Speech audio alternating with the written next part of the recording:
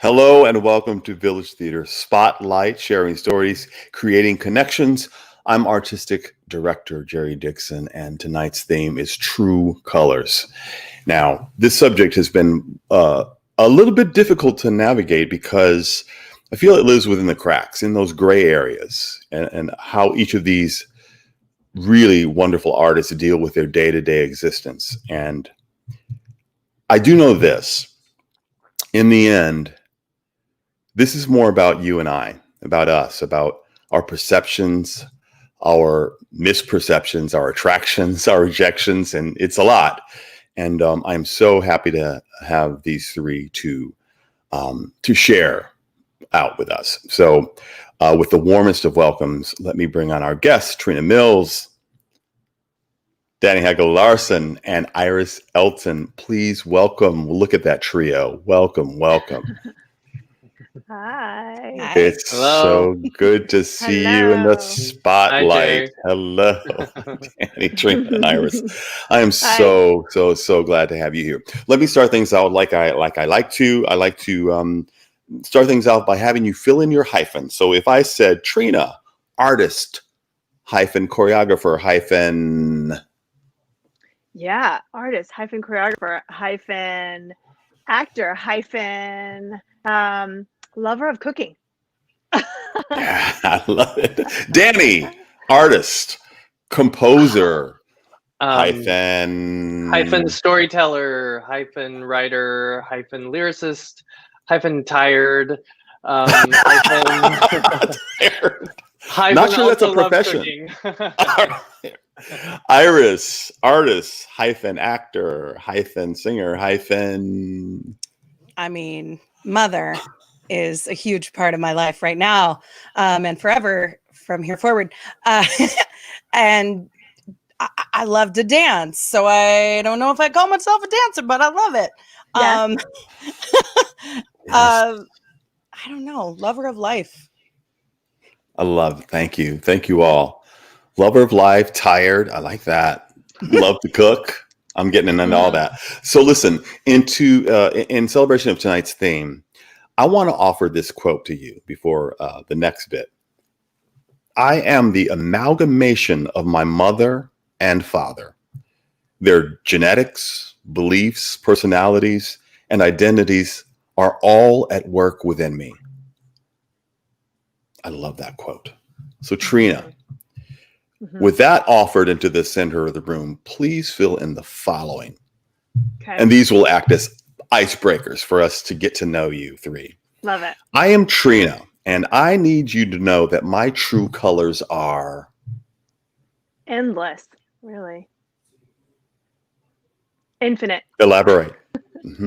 Keep going. I guess I've just sort of, I've come to the point where I feel like I don't have to choose one thing or be one thing or be two things or be three things. I'm sort of at this lovely place in my life. I feel like that I'm able to just say it's all of it. You know what I mean? I'm all of it. Yeah. And be confident and secure in that, so. Lovely. Thank you. Yeah. I'm Danny, and I need you to know that my true colors are. Man, these are tricky for some reason. Yeah, my true colors are an amalgamation of a lot of different things. Just as that quote said, I have a background that displays a lot of different colors, and I'm going to carry those colors with me through my entire life. And that's not something I'm ashamed of. It's not something that I shy away from. It's just who I am, just like anyone else. Lovely. I'm Iris, and I need you to know that my true colors are. I think just the same as Trina and Danny are saying, my true colors are within me, not outside. No matter what anyone sees, the colors that shine through me are from within. And I think everyone's true colors are beautiful. Thank you, three. I'm going to add this. Mine's a little bit longer because I want to help us crack this open. I'm Jerry Dixon, and I need you to know that my true colors, more and more, I'm starting to embrace the term global majority, because I need to have a companion phrase to BIPOC or people of color, or any of the phrases of the day, because this allows me to celebrate being part of a larger collective of people. Because sometimes it feels great not to be in a minority. There are, however, minorities that are truly fun to be a part of. And one that I share with the three of you, that we are professional theater folk. And we barely break 200,000 across the country, by the way. That's a small amount of people. Really? Yeah. Wow. Professional theater folk. Wow. Little bit under 200,000. I did not know that number. That's interesting. Yeah. So I want to celebrate some of your work tonight. And thank you for sharing your minority group with me as a theater maker, a professional theater maker. Danny, let me start with these for you. We did a show that you composed with your writing partner, Michelle Elliott, called Hart Island, in our beta series. And I couldn't be prouder to work with you two on this, because it's an audacious work. And I'm so happy to announce that also, that people will be seeing it at the National Alliance of Musical Theater Festival this very week. I know you've been very busy. Tell us just a little bit about Hart Island, because it's a really special piece, and I'm so happy to have been able to work on it. Yeah, Hart Island it's inspired by an actual island. If anyone didn't see the show that Jerry masterfully directed at the beta series, I guess not this last summer, but the summer before. Mm-hmm. But there's an actual island called Hart Island in New York City that is the public burial ground for the indigent of New York City. And those bodies who are unclaimed at the time of their death will often get sent to Hart Island. And also young, stillborn infants who are born and whose parents can't afford a public burial the parents have the option to have those children sent to Hart Island as well. It's a pauper's field, if you will. And inmates from Rikers Island are the people who perform the burials. And Hart Island, the musical, is really a story about two individuals who have both suffered a great loss in their life and are grieving. Some of them are not, one of them is sort of in denial of his own grief, and the other is really grappling with her grief. And this little island happens to bring the two of them together, and they connect in a way that allows them to really help the other, and to help the other through their grieving process in a way. It's a story of connection. It's a story of healing. It's a story of grief, and overcoming grief. And so, yeah, that's the gist. That's sort of a brief summary. I'm not sure if that's what you were looking for, but I just wanted a little great taste, a little morsel for our viewers. And let me say this too. I believe sometimes in the zeitgeist, and it's interesting in that when we began talking about Hart Island and working on it, the public at large was really not able to visit Hart Island. And that has changed. Yeah. And that's really cool that's changed since you started working on this musical. It's amazing that people can actually go and visit. Yeah, it's definitely become more visible in the public's sort of awareness. And that's really thanks to this woman named Melinda Hunt, who started this non-for-profit organization where she knew what was happening there. Because the difficult thing about Hart Island has been that, due to the fact that the inmates from Rikers Island were the ones who were performing the burials, people could not visit the grave sites. So as you said, the public was not able to visit. And so even parents whose children were buried on Hart Island for many, many, many years were not able to visit the graves, which are still to this day unmarked. So this woman, Melinda Hunt, started this organization to sort of document who has been buried on the island, and has done some really great work. So yeah, it's really, a lot of it is thanks to her. Mm.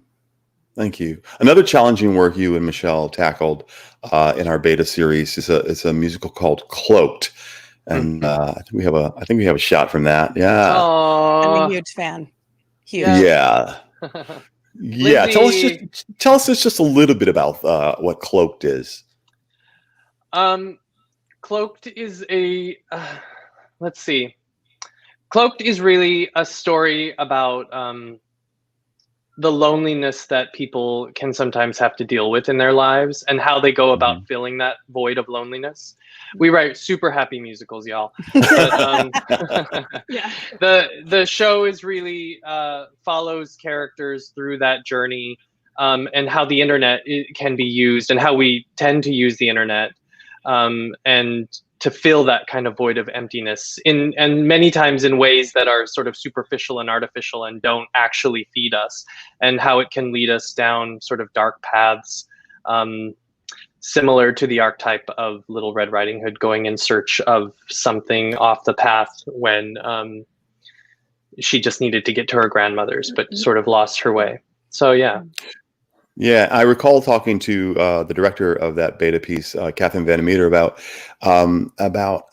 just the bravery of the writing team that is Michelle Elliott and Daniel Larsen. I mean, you two do not shy away from the tough stuff, and we are so thrilled that you don't, because you bring us along, and then we're all the braver for it. And then a couple of other things I just want to, a couple of highlights. Yellowwood, which was, I think it was seen at Contemporary Classics. Yeah, well, actually, I mean, Village, to be honest, the Village Theater, we are very lucky and we feel very fortunate to have the Village Theater in our lives, because the Village has, in some way, helped develop every single one of our major musicals that we've written, of which there are 4. So, and The Yellowwood was the first, and Brian Yorkie directed the reading at one of the earlier Festival of New Musicals. Mm-hmm. But yeah, Brandon Ivy, who was connected to that piece from the beginning, then went on and had his own theater company and did a terrific, brilliant production in Seattle of that. Yeah. Awesome. Yes, I'm going to mention Brandon again in another circumstance with you, Danny.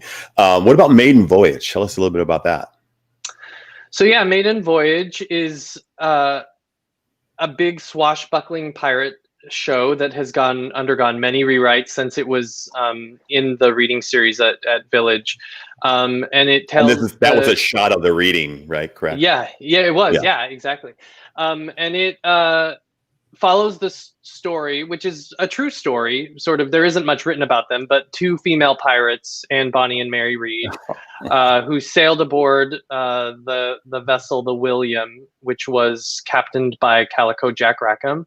And we sort of weaved in the story of, sort of loosely, the story of Hamlet, who, if for those of you that know the play, there's a little section in the very middle where he disappears for a moment and is sent to England to be executed, and is waylaid by a band of pirates. And we thought, what if this little ship with these 2 female pirates and Calico Jack Rackham was the pirate vessel that sort of intercepted his ship and brought him back to Denmark, and what would have happened.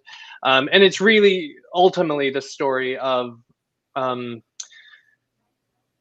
many ways, like what it means to not be able to live your authentic self, and to specifically, in this case for our heroine, Mary Read, who has to pretend to be a man in order to do what she loves, which is to sail, and the sort of consequences that befall her because of that, especially when she begins to feel the stirrings of love in her heart and that sort of thing. So yeah, that's what that tale is about. And you mentioned Brandon Ivy, who is my partner in crime as the associate artistic director at Village Theater, and also in charge of new works. And I know you all did a web series called Hinterlands, Correct. I should say. Mm-hmm. Yes, Brandon has. We've known Brandon for a long time. He's been a champion of our work. We feel so grateful to know him. And The Hinterlands was a response to the spate of gay teen suicides that were happening, and sadly are still always happening. And he and Kat Ramsberg, for those of you, I'm sure many of you remember Kat, A wonderful came on as dramaturg. producers, yes, and producer in this case. Ah, And great. the four of us put this thing together as a response. We Michelle and I started writing it as a stage piece, and realized very quickly that the audience that we wanted the message to get out to, which is a story of a young gay teenager who is being bullied and lives in the hinterlands of the United States, and is struggling with the thoughts of suicide. And we wanted it to be a hopeful message. And we realized that if we wrote it as a stage show, assuming that it would even ever be produced in New York City, that it wouldn't reach the audience that we were trying to get it to, which are these younger kids. So we decided to figure out a way to turn it into a web series. And we taught ourselves how to film and cinematography and how to light a shot and how to edit. And it was a load of fun and a lot of work and a huge labor of love. And Brandon sort of heralded and was at the helm of that project as director. Danny, thank you for rolling all of that out. And the reason why I wanted to spend time with that is because, you know, the likes of Trina, Iris, and Jerry don't get to do what we do until you and Michelle and other writers get to do what you do. So we thank you for having that craft and that the intellect and the heart to write these stories that then we get to take on and interpret and sort of provide and ignite thought to our audiences. So we hail to the writer always. Well, and I hail to you too, because, you know, writers write what's on the page, but it's only because of, you know, the choreographers, the actors, the directors, the creative crew. It's only with you that we're able to do what it is that we set out to do, which is to create live theater for people. So we couldn't do what we do without you. So thank you to you. Good. I love it. I love it. Cyclical. Love that. Iris, you were the first Spotlight guest. Which I love that because we have such a long connection with each other from previous years. We won't say how far back, but pretty far back. So because of that, I want to start out with a photo. We did a show that was not a Village Theater show together. And I want to bring that up because you were not a human in this. You were a magical fairy. Oh, wow. In this musical by Kirsten Childs called Funked Up. Funked I'm going to pronounce that very clearly. Funked Up Fairy Tale. Funked Up Fairy Tales. That was so much fun. Tell us a little bit about because that Kirsten Childs humor, it's just all over the place and so wonderful and satirical and subversive. Yeah, I mean, just so much fun. A twist on all these fairy tales that everybody knows. And we did it in, a 10-day rehearsal period. And in a train station theater, like we had to hold when a train stopped or came through.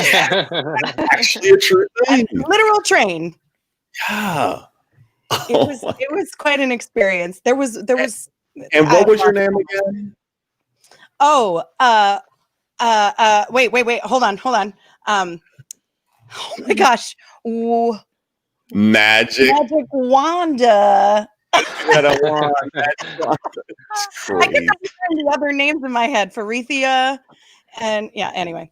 I love that experience because a lot of times we want, once we start to get sort of high up in our careers, we don't want any of that sort of craziness of rehearsing in a garage or in our bedrooms and we were all stuck in a house together wonderfully. And every time I would think that we were never going to get it done, I would walk in after a production meeting. I would walk into that house and hear you all rehearsing while Iris was cooking dinner for everyone in the cast.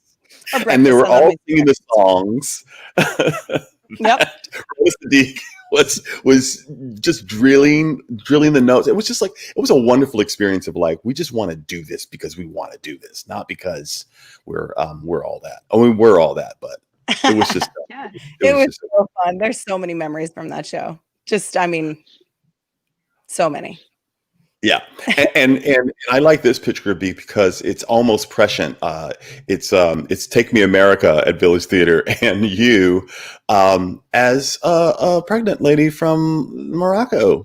Yeah, And 8 you are months before you pregnant with ever. twins in 2011. Fast forward to 2015, this girl went ahead and went method and had some twins. And you know, they did another production in New York when I had just found out I was carrying my twins, and I told Bill, I'm like, hey, so I'm actually pregnant with twins right now. He's like, what? It was crazy. So weird. Very Art crazy. imitates life, imitates art. Yeah. Wow. I mean, that was, yeah.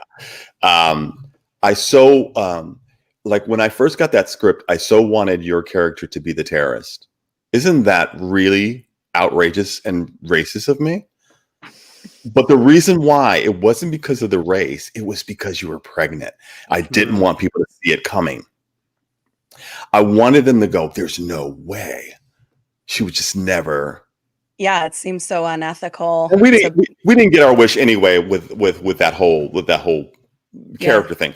But I really wanted like people to not know until the very, very end what was going on. And I thought that's the character that we should make. And it didn't happen. But I just had such a wonderful time working with all of you on that, because I love this idea of that people don't just come to the United States to make a better living. Sometimes they come here because they have to, because their lives are in danger, because their livelihoods are in danger, because they're being persecuted. And so I love that show took a stab. It was a new show, didn't hit all the marks, but man, again, that audaciousness of taking a subject that is unlikely and putting into the structure of a musical is I'm all for it. And such an opportunity to talk about a construct in our government that we don't know about. I mean, many people have never even heard of asylum, and it is life or death for almost every single person that's going for it. And yet they get turned down to be sent back to see what? The end of their life, very likely. It's like high stakes. It was intense. I was really grateful to learn as much as I did through that process. Yeah, you really learned that it is not a nuanced thing to be an immigrant and an asylum seeker. Those are very, very different things. They all have similar paths of entry, but the reasons why people are seeking asylum are very, very, very different in most cases than why people are immigrating to another country. And so, like I said, it was a great, courageous stab. It didn't quite hit the mark, but I'm sure that many other shows will take on this subject, because it's a fascinating subject, and it's always a human compelling story. Yeah. And then we worked together before that or after that on Full Monty. I think it was Full Monty was before Take Me to America. Yeah. Yep. That's me in that little pink sweater vest. Oh yes. Looking in the bathroom mirror. Yeah, my goodness. It's I love that Full Monty is about like just trying to make it for your family, just trying to do anything you can. And if that means dropping trowel, let's do it. And I'm happy to be an observer every single night.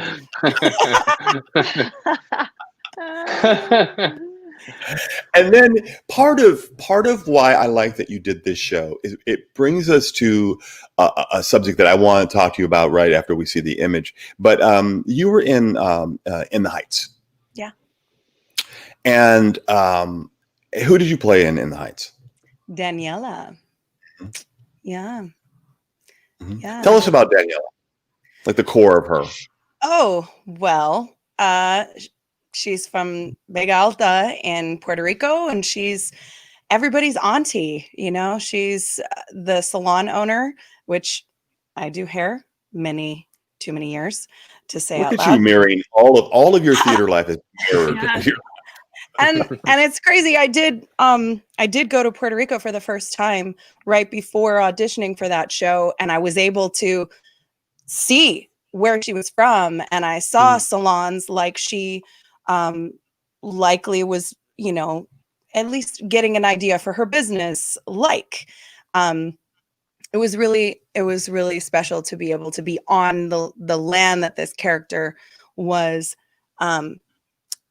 so proud of being from, and trying to create this sense of community all the time, even though in the story it's I mean, it feels like a bad word oftentimes and very triggering, but I mean, the show is about gentrification, you know, and it's about the changing of times and these beautiful neighborhoods that had so much community, and just like sticks in the wheel coming through in some ways, but then maybe not, maybe building up the community in some ways. I don't know, but there's a sense of, she's like, hey, no matter what happens, we got each other, and we're a tribe. This is us, and we're going to enjoy every minute we have.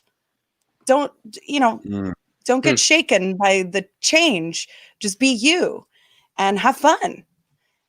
She's a fun girl. And then this last one is a Kubamore that I want to show. Yeah. Do we have that? Oh, there she is. Yes. Oshun, goddess of love Mhm. and connection, and Oshun. Oshun.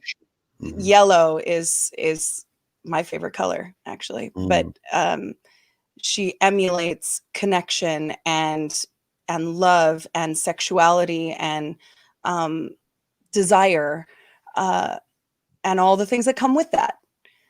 It was so incredible to experience and learn so much about Santeria and what Oshun stands for. And it was incredible. I grew so much. For sharing those stories about those. Trina, you might not know it, but we have a couple of venues in common. I'm going to start with Painting Your Wagon at the Muni. Yeah. There I am. Who is this, and why is she in her frame? You know what? This is Timberline. Meet Timberline, everyone. I've been lucky to be Timberline for years now. I've done several iterations of Paint Your Wagon. Oh, wow. I've seen it sort of from the reading room to on its feet in the rehearsal room to let's do it on stage to let's do it on another stage. So I've been with Timberline for a long time. And she started out French way back. Went into one of the first iterations, and she isn't anymore, but she's fun. You know, she gets to kick her face in the saloon, and she gets to wear that cool dress when she's leaving town, and the Muni, wow, it's pretty incredible. You know, you can't really. People tried to explain to me what it would feel like to step out in daylight in front of 11,000 people outside under the trees. You know, it's but you just don't know it until you're there, either watching or on stage. You know what I mean? It's kind of it's awe-inspiring. It's a very particular, specific experience for sure. Yeah, I mean the scale of it is magnificent. I mean, just the first hundreds of people are like the size of a regular theater, but then you have thousands beyond that regular theater, just thousands and thousands, and you can't believe it. And I don't know if you incorporated this technique, but I incorporated the technique of counting steps because I could never tell where center was because it was so far away from the wings. So I said, it's 39 steps to center stage, and if I didn't count those steps, I always miss my mark. That's actually a really, really, really good idea. That's awesome. It's huge. And then we also so it's like, oh my gosh. Yeah, and you got to remember where you were. You also did. We also have Kennedy Center in common where you did Tommy. Yes. Yeah. Oh, look. Yay! Woo! Yeah. Gosh, our little Tommies were so amazing. So was our big Tommy. Casey Cott was great. Uh-huh. That was an incredible experience. That was my first time actually having a full rehearsal process in New York City. So Mhm. that was really cool for me to experience that, and you know, to be in Manhattan, and born and raised in Seattle. So getting to go to the other coast and do a show like that was pretty cool, and it was such a quick experience. You know what I mean? At the Kennedy Center, it's like boom, boom. You got a couple of Yeah. weeks and the show's up, and the set's minimal. But it was, we were all super proud of it. And some of the people I got to meet doing that, or I learned so much. I just kind of kept my mouth shut and listened, and opened it when I needed to, when I was supposed to. But I learned a lot from all the folks that were involved in that show, for sure. And some of the one of your Village Theater productions is Chicago as a performer. Yes. Oh There you are. Yay! Yeah. Wow. That's so cool. Oh my gosh, such memories. Yeah, I I'm mean, loving it. That's June. There she is. There's June. He ran into my knife 10 times right there. He was running. One of the best lines ever in a musical. Yes, it is. And then at one of the wonderful theaters in Seattle, other theaters in Seattle, because there are many, Rock of Ages at Fifth Avenue. Yeah. Oh yeah. Look at your hair. Woo! I'll tell you what, those wigs and that makeup and those costumes. I mean, I was living every bit of my life in that show. Every single night. Like it was a marathon, you know what I mean? Like I couldn't eat enough cheeseburgers, to keep it was just, we never stopped, and it was awesome music, and the band was right there on stage right behind you, and they were brilliant musicians, and that's definitely right at the top of my list of I got to tell you, I had nosebleed seats, and all the way up to the back, people were partying with you. It was amazing. Yes. I love that production. I knew half of those songs. I did not care. I was having a party. You're also a choreographer, and two of the things I want to point out from Village Theater is you choreographed the 25th annual Putnam County Spelling Bee, or people say Spelling Bee. Woohoo! Yes. I love this because look you're at that. wonderful stager, because choreography is not just about steps, and that it's about storytelling. And wow, this number, Magic Foot, which is like, what is going on with those shoes? I loved it. And I give a lot of it to Brandon too. Brandon was an awesome partner in crime for that, for sure. So. And then you also paired up for String, which was a new show, a new work that went from the festival to beta to main stage. And again, staging. I mean, just these people telling their stories, and they're not really moving. You're so good at that, at telling those stories with the architecture of the body. Yeah. Thank you. That actually means really a lot, talented. because I really love it. Like I love a step ball change, and I love a full on dance number, but I really do love the staging like that. It's I do love it. So thank you for that compliment. Yeah. So listen, I first of all, I cannot wait to see any of your work like live in person in a theater. When that happens, I'll be there. Right. But I also want to get to now that we were starting to get to know you, because we spent a little bit of time with you. I do want to get to our back to our theme a little bit. And I found a lot of quotes, and so this one's for you, Danny. People of mixed race occupy a unique position in the U.S. Their experience of both advantage and challenge may reshape how all Americans perceive race. Danny, how does that idea relate to your life, if at all?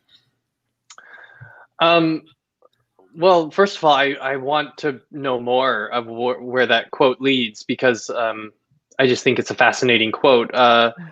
The first part I definitely feel like I relate to. And yeah,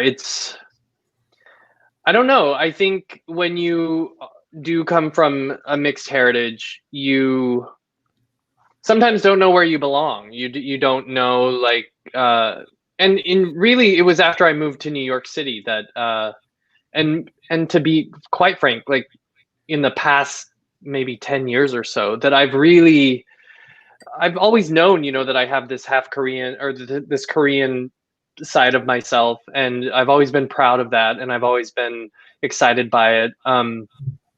But to then feel like I have to ask myself the question of where do I fit in, and what do I play up and what don't I play up, and what is allowed and what is not allowed? When am I going to be called out and for saying I'm Korean or a person of color, and when am I not?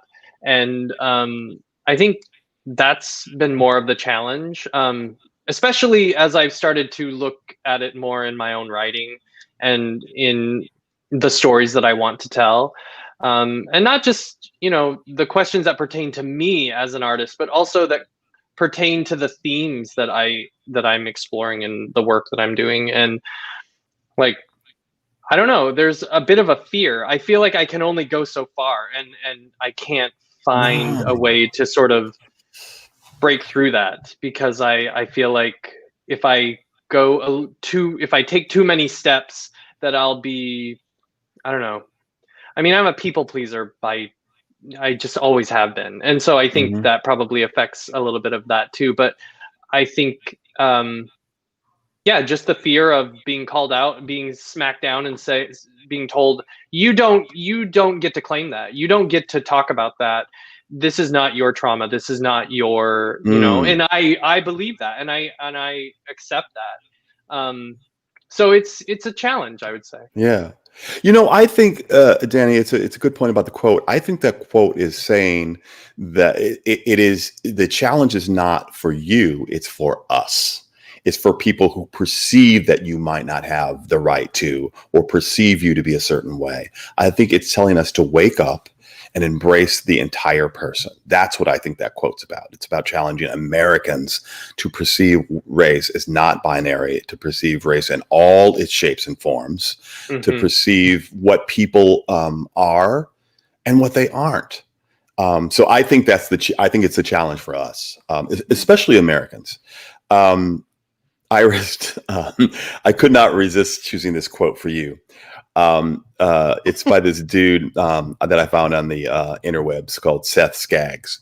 It's one, because the truth of it, and two, because it reminds me so much of your sense of humor. Here's the quote. I had a summer picture up as my Twitter obby for a year, and people thought I was half black until I changed my winter picture and confusion reigned supreme. Isn't it funny how skin changes with its amount of vitamin D it gets? It's crazy. But my point was to say, I know you walk around the planet with people assuming that you are many things but what you are, and it causes confusion. It gives you opportunity, and as far as work is concerned and characters that you play on stage. But I think that is so. What I love about it, I wrote down because I wanted to tell you this. I do adore a good sense of humor, but I also recognize that you might have to use it as a tool against some real life challenges. So I recognize that, Iris. I do, especially as a mother of biracial twins. Yeah. Yeah. In fact, when they were first born, there were expectations, apparently, of what they would look like. And I'll let that be nameless. But they were like, so are they going to get darker? I'm like, yeah. No. Just like you when you go on vacation. Yeah. And just like you when you have indoor winter rain. Yeah. We fluctuate, we change. Yeah. There was an expectation of a lot of stereotype. Yeah, this is delicate, but I know that that I love you and have your heart in the palm of my hands. I know, and this sort of goes into the quote that I want to give Trina. That Iris, I know that you must have gotten that look of the single mother with her biracial kids. That look that says, are you a statistic? That statistic that says the man, the black man skedaddled and left you alone, which is not what happened. And can you share just a little bit of that? You're a brave soul, and you did it the first episode of Spotlight. But if you could just share that a little bit of that story with us, I would really appreciate it. Yeah. It is an unfortunate stereotype because there's a lot of amazing Black fathers who do live up to that role. My situation is very specific, and I'd love to talk about that in private with anyone who's interested. Yeah. But luckily, those judgments were kind of superseded by the circus of me having two. I was some kind of circus freak walking through the grocery store, like, oh my God, how is she doing that? Trust me, my therapist and I worked on a lot of different tactics on how to handle these moments. I was like, I should come up with a token or a business card that says, look out for your friend, trying to come up. Some days we're like, I won't go into my sailor mouth, but but it was often I think people questioned it, but it quickly moved on to the audacity, the curiosity of twins so much quicker than I think a woman who has a biracial child with one. I think the curiosity of twins was way more of a thing in people's mind. I've never had so many people ask about my body parts and how they were utilized in this experience. So apparently that's on the brain a little bit more. And I think with the way that I look and the way I present myself am perceived in the world, I suppose, it's just all confusing. And people are like, okay, I don't know what she is and I don't know what they are. And okay. People need to know, though. They have that curiosity. They gotta know. They gotta know what it is. They do. They need a box. They need the label. Box so I can quickly decide who you are. Yes. It reminds me of something, Trina, you and I were talking about. And so I'm going to give you the quote, and then I want you to tell that story that you told me about being in the line with that person who asked you a couple of questions. Trina, so I came across this children's book that attempts to explain the dilemma of an ambiguous girl. The quote is, "Some people don't know what to make of Marisol. Can't she just be one or the other? Try as she might in a world where everyone tries to put this biracial, Peruvian, Scottish, American girl into a box. Marisol McDonald doesn't match, and that's just fine with her." This is such a wonderful book. And so, Trina, if you want to tell that story, you can. But the question for me is, how do you fully embrace who you are and break out of the box that others might want to create for you? I consider myself privileged. I consider myself lucky, blessed, whatever label you want to put on it. My experience really has been a pretty accepting one. I feel that I've been accepted into many different, to use high school as an example, I feel like I was accepted into so many different groups of friends and groupings of people, and being biracial, I feel like it was, and I know that could have been different if I was, in a different city, maybe in a different town, in a state, at a different school, whatever. I just think my experience happened to be a very inclusive one and good one, I guess. So, which is wonderful, and I'm lucky. But I do remember in college, my freshman year, I was asked to write a paper about something that meant a lot to me, or something that something about me that some people might not know. Of course, that was the first thing that came. Being biracial was the first thing that came to mind.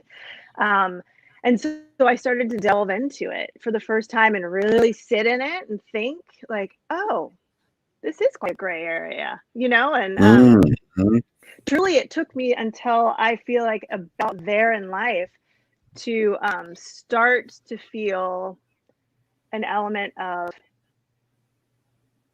I was just rolling with it, which I love. You know what I mean? I was just rolling with it until then. And then I started really thinking about it, thinking, okay, so I don't fit into that box. I don't fit into that box. And I would, on my drive back to school, I would stop at a McDonald's, the same one every time, use the restroom, and maybe get French fries, but use the restroom. And I was in line, and this nice woman was in line with me, and she had a stroller with a young child in it, and we started talking, and I cannot remember how we got on the subject, but somehow she got around to deciding to tell me how horrible it would be for two people to have a mixed child. I don't remember how we got there, but I think it was probably because I was so stunned about the conversation that we were having, that's what stands out to me. But it was coming from a place of, that child would just not know what to do. They wouldn't know who they are. They wouldn't know, they would be so confused. How could anybody do that? And, I listened and I listened and I listened. And I did end up telling her at the end, after she was done talking to me about, and it wasn't in a way, and I don't know, I can have a pretty hot temper sometimes, but it didn't come from a place, I remember, of anger or venom. I just told her, in hopes that maybe she wouldn't speak out in that way, in hopes of somebody else maybe not having to go through that, because what are the odds truly that happens that way? So it seemed sort of like I was put there. You gave her a feast for thought. Yes. Yeah. Good. And hopefully there's a small child there too that maybe would learn something new. Maybe a chain was broken. Maybe, I don't know, but perhaps. So I just read an article on that point exactly. Like when you're dealing with an interaction like that. Sorry, I didn't mean to interrupt, Jerry. No, not at all. This is what we're here for. Go ahead. You're not necessarily trying to change the person who you're speaking to, but anyone who can hear that conversation can now be given an opportunity to have that knowledge and to witness that exchange with this, like the safety of being an audience member, where so you may not change that person. Maybe she's so embarrassed that she, whatever, that's on her. But anybody else who was in that room, you gave them such a gift to realize that, you don't know who you're talking to. Yeah. You don't know. Right. And I imagine for all three of you, the more you practice your grace, and that was grace that you gave, what you exercised, Trina, was grace with that woman. The more you exercise that, the more of a gracious person you are, because I'm sure we could all get mired down with those things, those harms that come our way, and we would never get out of bed. We would never get up and go to work or do our art or anything if we got mired down in all of the negativity of it. I don't have a lot more time, so I have to be nosy. I have to get into like some maybe little juicy tidbits. I got to get to the dating scene because I know that there's a dating part of this that a lot of people don't want to talk about, but I'm going to talk about it because well, here's the thing. There are these weird questions that I saw on these interracial dating sites. And so I've jumbled them up and made some questions of my own, and or found some questions elsewhere. I didn't make them up. Tell me which ones of these were not part of an interracial dating site. I'm gonna go through them all. And you can just raise your hand. And your hand up means it was part. And if you don't say anything, it wasn't. Okay. Put your hand up for it was. Here's the first one. Was it weird when your parents met? Hands up if that is part of an interracial dating site question. Like for a profile? Uh-huh. Oh, so the site actually asks that. Mm-hmm. This You're like is the you're trick like question, Jerry. They're They're all of course it is. part of it. I know it. Yeah. Yes, they They're are. all. They're Okay, all you ready for 'em? ridiculous. You ready for Yes. the ridiculousness? Yes. Yes. Iris, you know me so well. Here's number 2. So are the stereotypes true? What the hell kind of question is that? What does You that know even what The that site would mean? actually. Come on, or the Iris. site. I can't believe the site would ask that. Yeah. Well, no. I've heard people ask that. Yeah. What language you're going to speak to your kids? Oh.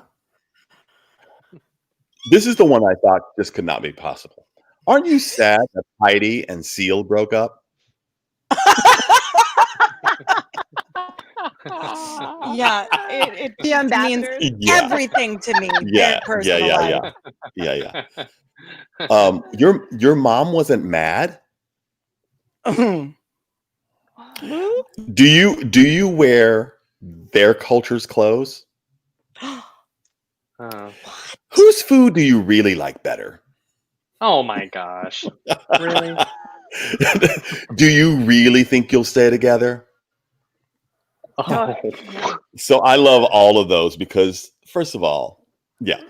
Anyway, I want to say, as a statistic of pride, that people who that in the United States, interracial people who are biracial or mixed race are more likely to date mixed race and biracial. And I say, yes, that's fantastic, by a lot. And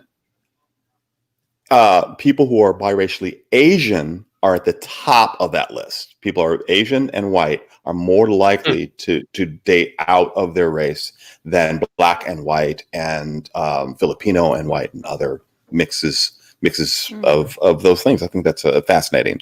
And you can go on. Yeah, it really is. It just means I think this is comfort. I think this is identity. I think it's like I'm good with it. So if I'm good with it, I'm gonna find me somebody else who's good with it. I think it's fantastic. So again, I thank you for humoring with all that stuff. I'm not going to get into your business. I'm really not. Although I want to. You know I want to, right? I feel like I came across that, but like it doesn't even register in my mind that interracial dating sites even exist. Like for me, I don't filter who I could fall in love with. Right. I don't. Yeah. Unfortunately, there was a tab. And so when I went on the dating site, I pressed the interracial. There is an interracial tab, which is kind of sad. But people, again, people want to put people in boxes. They need to. So I thank you for humoring with that, and thank you for sharing all your stories with us. So I'd like to take these last few moments to ask you if there was something that came up that you said, oh yeah, I didn't even think of that, or something that you've been meaning to say, and any orgs or resources that you want to lob into the center of the room of things like that support you or that you support. And I'll start with you, Iris. Any organizations or thoughts or resources? Well, I have been spending a lot of my time developing a foundation, myself and some friends, called the Chime Foundation, specifically for healing through art for marginalized communities. Yeah, there it is. Cultivating Hope. Yeah. It stands for Cultivating Hope to Amplify and Ignite Marginalized Expression. So to be a contributor to projects already in motion, to give them more fuel, to give them more opportunity. Yeah, that's something that's needed and necessary. And I mean, resources matter to make things get off or get further than they are presently. Mhm. For some time, I've been involved in the American Foundation for Suicide Prevention. So afsp.org, they do amazing things. They're particularly focused. Well, they have a lot of focus, but they're at the end of solidifying what would be like a 911, but it's going to be a 988 for when you Correct. have a In mental a couple of years, health. right? Yes. Yeah, when you have a mental That's health awesome. emergency. Not is that you great. are like on literally an edge, but like if you don't have the means for a therapist at any moment, that number is available to everyone. It's so important. Wow. And it's a really important subject, especially right now with what's going on in the world. People's mental health is really tricky. And we need as many resources as possible.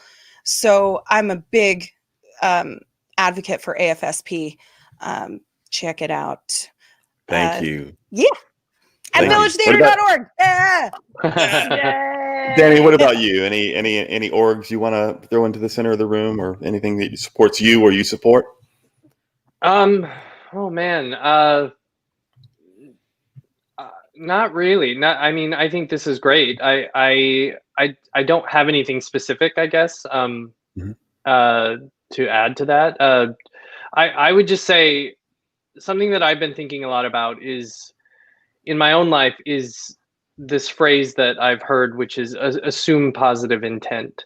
And I think it's something that I'm working on in my own life. And because I think it's having lived in New York City for almost 20 years and having navigated the path that I've navigated, I think it's been very easy to sort of drift off into the jaded land. And so it's just something that I've been thinking a lot about, in that I think it's really hard, especially for me, to just assume positive intent of someone else. And I'm not saying that I think that we should just turn a blind eye and just be, gullible, but I don't know. I think there's something to that we assume that people do have the best of intentions for the most part. And that I just am curious as to how that's going to affect my own life moving forward. So I don't know, something I've been thinking about. Well, there's that grace again. And that's just, that's really lovely, Danny. Thank you. Trina, what about you? What would you like to add into the forum? Yeah, I think I don't have any organizations, I don't think per se, but I just, like, being a dancer and a choreographer, dancing since I was 3, I just want to remind everybody that everybody can dance and everybody should dance, in your, wherever you are, even if you're just sitting in your car or, move. And it's just so good for the soul. And I've been reminded of that lately. And I've had a few people say, I can't dance to me, and I'm like, that's just your brain telling your soul that it can't, we were all born with the ability and the want to do it. So I just encourage everybody in these crazy times to just put some music on and move every once in a while. And yes. Yeah, you see a little baby even before they can walk, they're like kind of holding onto the end of the chair, and they hear music and they start to dance before they can walk. Listen, when my kids and I get on each other's nerve, that's how we save it. We turn on some music and we dance like ain't nobody seeing us, watching, hearing, feeling, nothing. It's very interpretive and it's fun. Oh my goodness. I love it. Yeah. Oh, thank you. I'm dancing in my heart for all 3 of you. Thank you so much for being here. I'm going to say good night to you. Thank you for sharing. I hope connecting. Man, I could go on with you 3. This has been really nice. I'm really happy you were here. So have a wonderful night. Bye-bye. Thanks for doing. Yes. Oh, man. Thank you so much for sharing. And I hope connecting. Let me say thanks to, as always, to Spotlight producer Kevin Vortman, everyone at Village Theater, and my incredible artistic team. Wow. Next week, another very special guest. at a very special change of date because of Thanksgiving being next week, Thursday. We will do Spotlight on Monday, and it will feature Bobby Catula. What I Did for Love. How do you rediscover yourself after enduring a relationship that was cloaked in the disguise of love? Join this brave heart as she charts her journey from trauma to truth, from harm to hope. Yeah, for some healing before the holidays. See us next time.